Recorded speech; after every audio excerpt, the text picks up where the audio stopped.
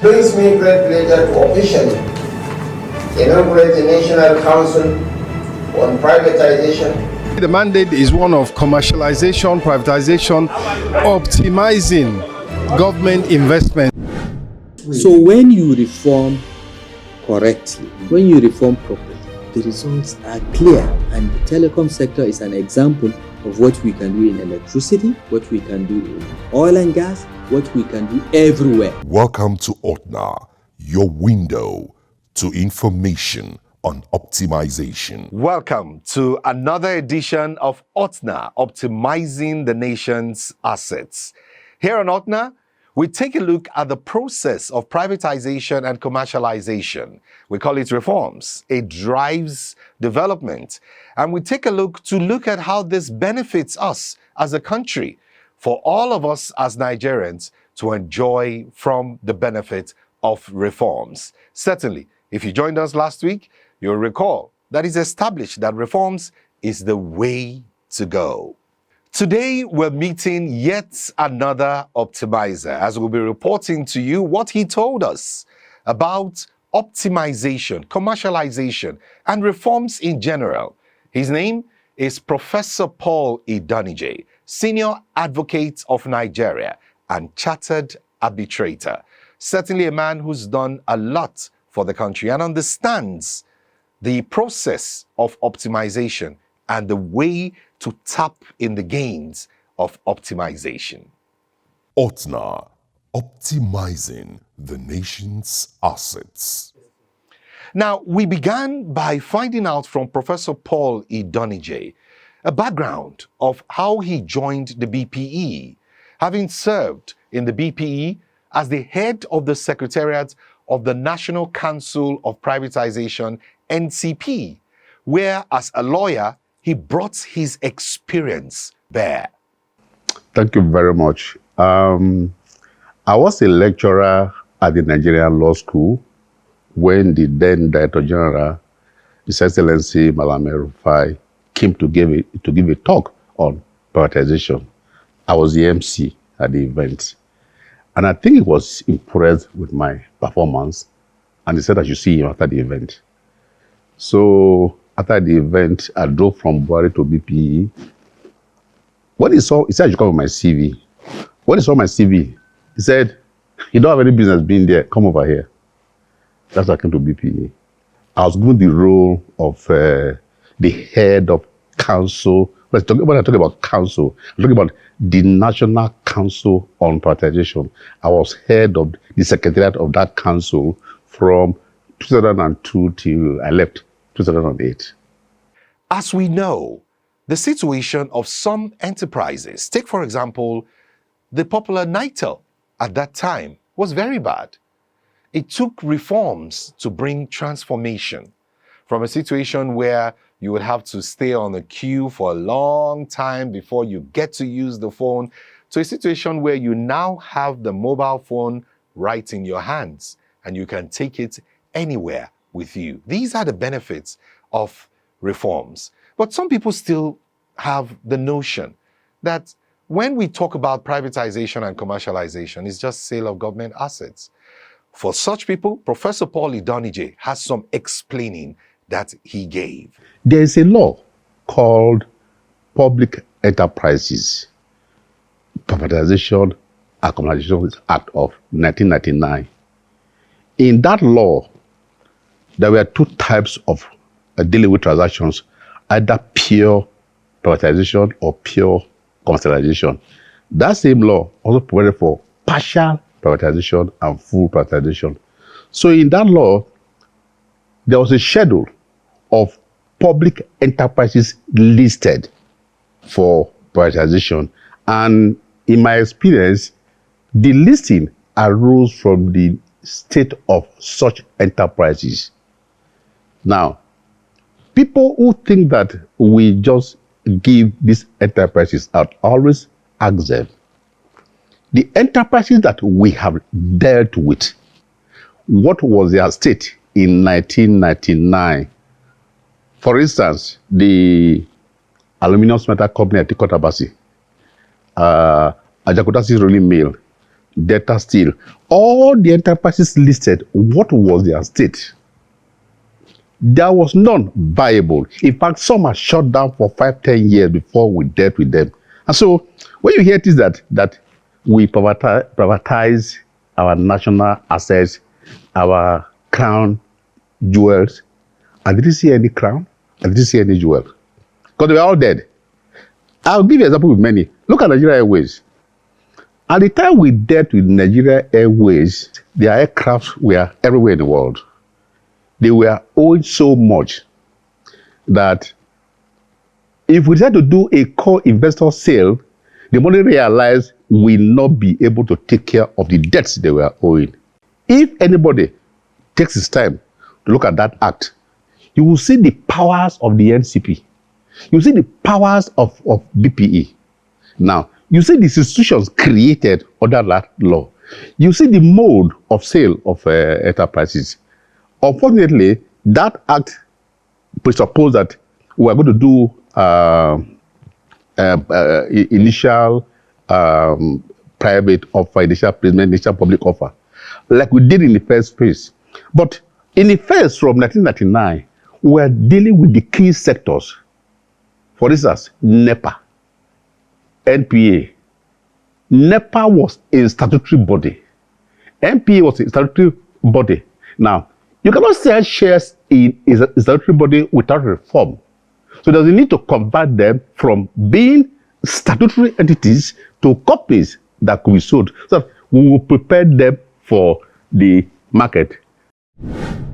From his explanation, Professor Paul Idonije gave us some deep detail explanation on how this is done and guided us by telling us about the laws that guide this process. The main legal framework was the law I referred to earlier.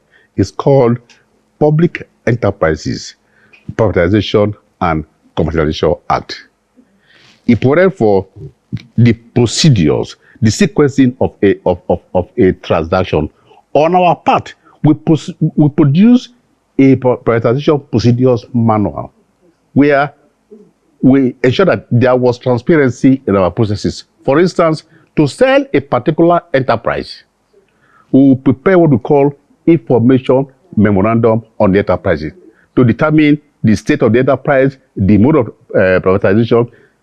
Then we will appoint a transaction team with a transaction manager. Before we advertise for expression of interest, we will evaluate if you are technically competent or if you are pre-qualified. We will issue what we call request for proposal. In that request for proposal, we will request you to submit your technical proposal and your financial proposal. Now, the technical proposal is evaluated. In the advert, we will tell you how we are going to evaluate it, the score, how we are going to do the scoring. So, if you are pre-qualified, we will invite you for financial bid opening that is done publicly. We should do that at Hilton.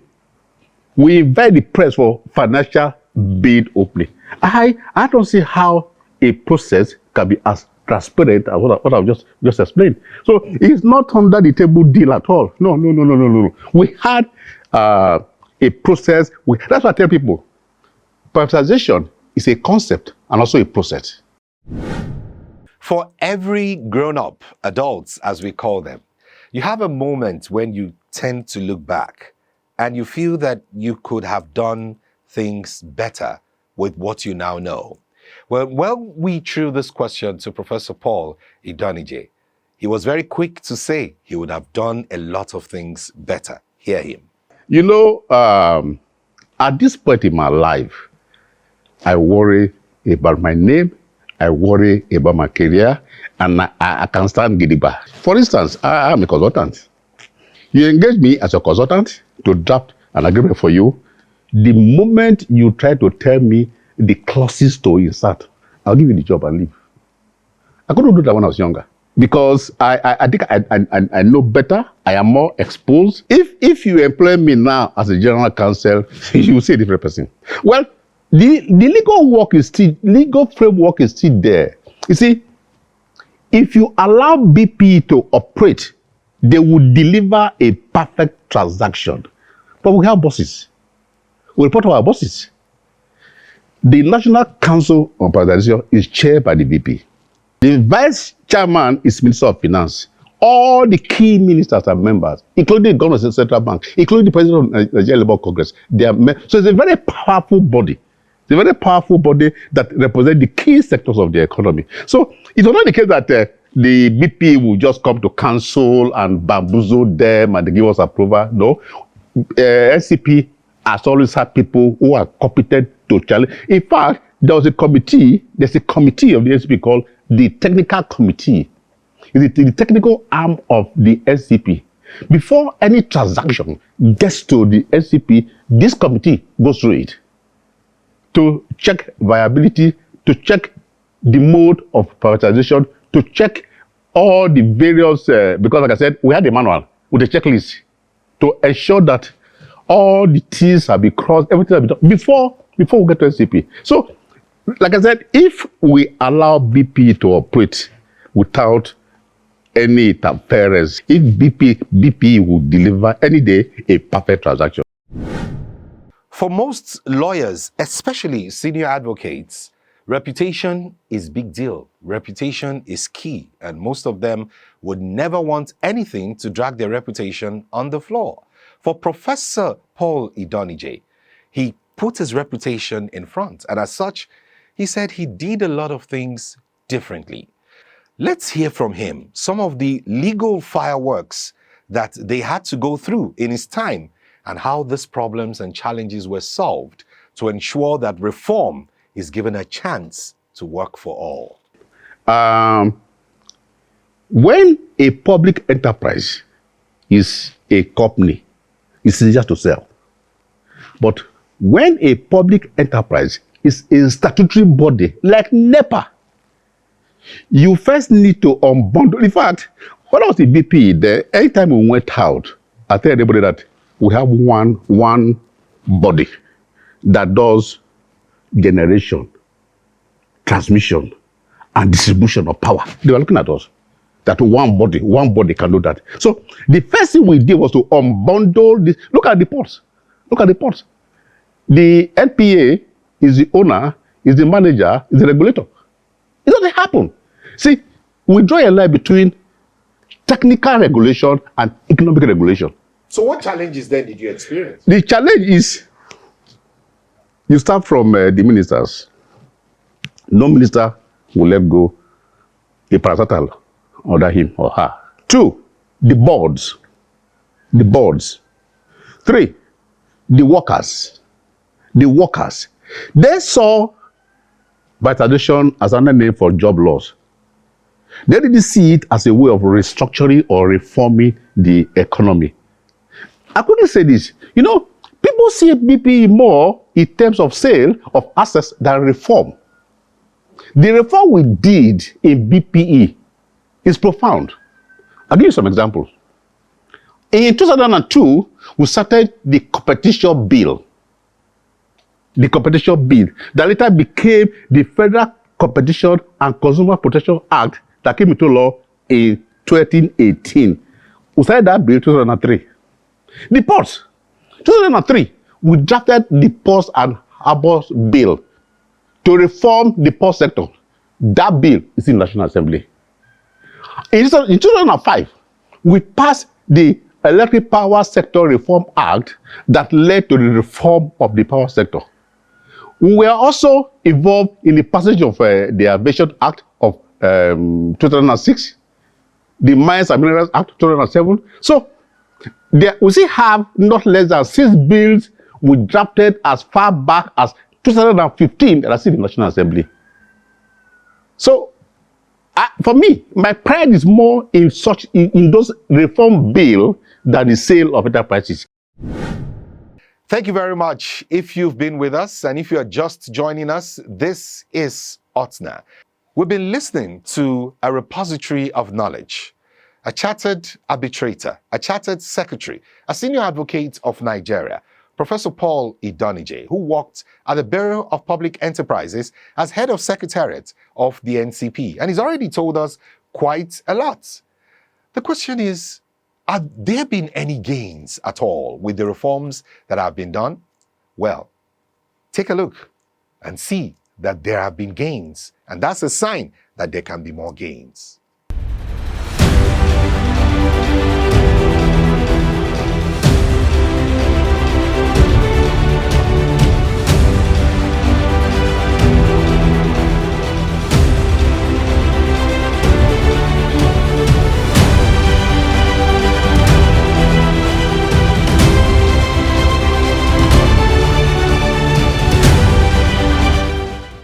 Thank you for being there. Let's return to Professor Paul Idonije as he takes us through OTNA, optimizing the nation's assets. For most people in Nigeria, the power sector is key to economic growth. Most stakeholders agree that if Nigeria gets solution to the power energy problems that we seem to have in the country, it will make way for a lot of things to work. Small enterprises, business enterprises would flourish. Businesses would spend less on diesel and fuel, and we would see thriving businesses, which of course will feed the economy and make the economy much better.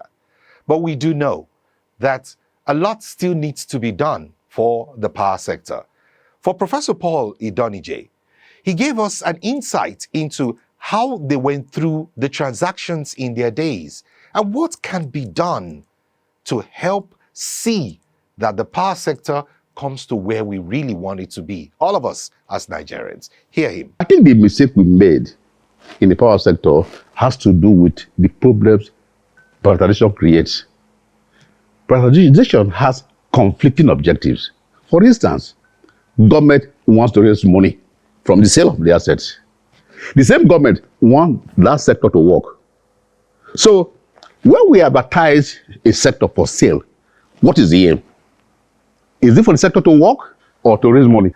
For me, the aim should be for the sector to work. But so, when we did the power sector, the focus was we realized this sum. Now, what happened? The investors raised short-term funds for long-term investment. That is the challenge in the sector. So, when your bid price is so high, you will not have money for investment. That's why we're in trouble with the power sector. Do you know that the federal government owns shares in the discos? Yeah. What the core investor took was 60%. Government has 40%. So both government and the core investor are shareholders. They need to raise funds. And for a company, there are two main ways. Either through shares, through equity, or through loans. I think that the two shareholders should sit down and think about how to raise funds. Now, the danger in government not contributing is if the core investor raises funds and the government fails to participate, the shareholding of government will be diluted. So for government to maintain its share, its ratio in the shareholding structure, government and these investors should sit down and raise funds to save this sector. The power of attorney is much talked about. This is a power that's donated to the Bureau of Public Enterprises by the Federal Ministry of Finance Incorporated. This power of attorney has a way that it helps transactions to work. Professor Paul Idonije takes us through the importance of the power of attorney and how it is used in transactions. For BPE, these enterprises are just listed in an act. Is the owner of a house that sells it? Is the owner of a house that grants concession? So, to sell these enterprises, we needed MOFI. Some were held in the name of ministries, some were held, the bulk were held in the name of MOFI. Now, for us to act as agent of government, we needed MOFI to donate to us a power of attorney. Now, a power of attorney is an instrument of agency. I must give kudos to the former Vice President, His Excellency Atiku Abubakar. Now, like I said, no minister would like to let go an enterprise. No board, no worker will let go. So we will draft the instruments and go and give to the VP. The VP will call the minister to his office, yeah, sign. Sign. That's how we got them. Otherwise, no minister willingly signed any for us. And because of the nature of what we are doing, for instance, we can't be selling a transaction halfway, you say you withdraw the power of attorney. So we made them irrevocable. Irrevocable means they are beyond recall. The powers are donated perpetually. Nobody, you can't revoke them.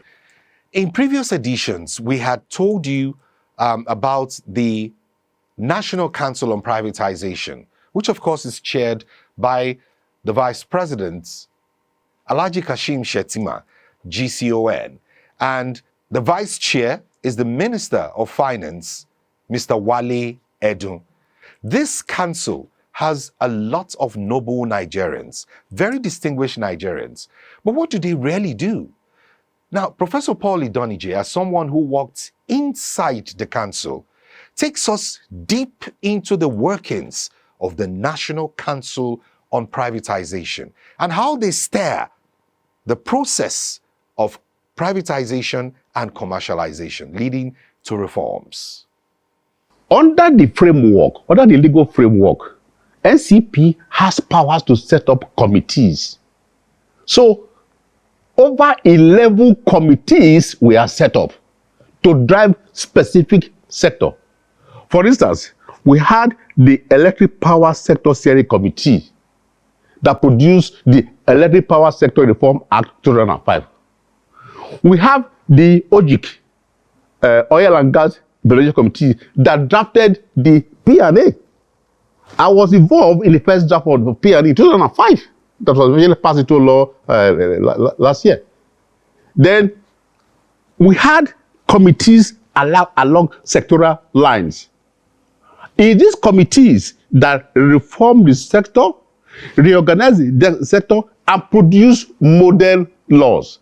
Now, as you heard from him, there were laws, and indeed, we know that at some point, some laws had to be repealed to give way for the new laws to ensure that reforms are done. Professor Paul Idonije tells us about the laws that were repealed and how this helped in driving the process of privatization and commercialization, leading to reforms. The Electric Power Sector Reform Act repealed NEPA Act. Now, in the oil and gas sector, Petroleum Industry Act repealed all the old petroleum acts. So we drafted Pause and Abort bill to unbundle NPA. We have, for the road sector, we have a roads authority bill. We have a roads fund bill. It was drafted in 2015. For the postal sector, we have the Nigeria Postal Commission bill. There's no doubt that the Bureau of Public Enterprises as an agency was never a mistake from day one. Looking at the laws guiding it, the professionals who have worked there, and the professionals who are still working there, and the processes, painstaking processes that they go through. Professor Paul Idonije tells us the legacy laws that the BP has left in the landscape of privatization and commercialization to ensure that as Nigerians, we have a bright, beautiful future ahead of us. The reform bills that were drafted, they were 9 on the whole. Out of the 9, only about 4 have been passed. If all these bills are passed into law, the landscape will be different. An adage says, the words of elders are words of wisdom. And there's no doubt that Professor Paul Idonije, when it comes to privatization and commercialization, is certainly an elder. He has a word for those who are still there at the moment, especially those in the legal area of the work of privatization and commercialization. My advice is, when a transaction is to be done and you lack expertise in-house, at source. The fact is, we're all in a hurry to see progress. Why? I'm sure, like me, you love your country, Nigeria. And we all do, don't we? But we want to see this progress as soon as we can. Professor Paul Idonije has some word of counsel for Nigerians as we look forward to seeing progress in every area and seeing the giants arise in our country. In terms of prioritization, the sectors remaining now are not many. We essentially have the mines and minerals and the oil and gas. These are the two sectors remaining. I don't think that Nigeria is irredeemable. Nigeria is redeemable, and we have the expertise in-house. There's no sector of the economy you will not find Nigeria excelling, either in Nigeria or outside. It's a question of picking the proper team. Yes, indeed. Such knowledge unveiled to us by this chartered arbitrator, chartered secretary, a repository of knowledge, senior advocate of Nigeria, Professor Paul Idonije, who worked with the Bureau of Public Enterprises. We can only pray and hope that it gets better. This country, believe it or not, is certainly blessed. But there's a lot that needs to be done. It is agreed that reform is the engine for growth. How to get it done? That's why we're here. Together, we can make our country better by contributing our quota to seeing that the reforms are done to benefit everyone in Nigeria. And that's it on today's edition of OTNA. It's really been an honor and a pleasure to be here with you. My name is Tope Ojeme, and till we come your way again next week, stay focused. And remember, there are no two countries. This is Nigeria. If we want it to be the best, we must work together to make that happen. Till we come your way again next week, from all of us here in the studio, it's bye for now. You know, life is about evolving. Life is very dynamic. But you know, resident at the DPE is incredible experience and exposure, knowledge and information. It's an information powerhouse. The way forward is still the public-private partnership in all the other sectors that